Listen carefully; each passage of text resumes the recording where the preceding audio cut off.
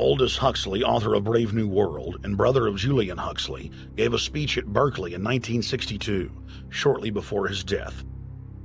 He admitted that his best-selling book, Brave New World, written in 1932, was based not on fiction, but on what the elite were actually planning to implement. And here I would like briefly to compare the parable of Brave New World with another parable which was put forth more recently in George Orwell's book 1984. I'm inclined to think that the scientific dictatorships of the future, and I think there are going to be scientific dictatorships in many parts of the world, will be probably a good deal nearer to the Brave New World pattern than to the 1984 pattern. They will be a good deal nearer, not because of any humanitarian qualms in the scientific dictators, but simply because the Brave New World pattern is probably a good deal more efficient than the other.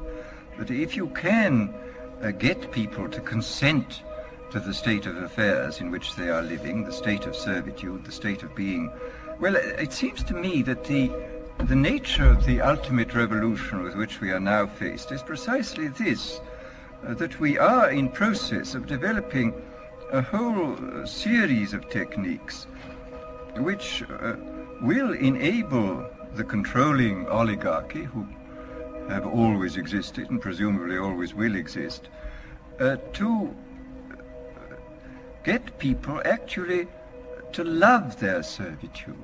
People can be made to enjoy a state of affairs which, by any decent standard, they ought not to enjoy.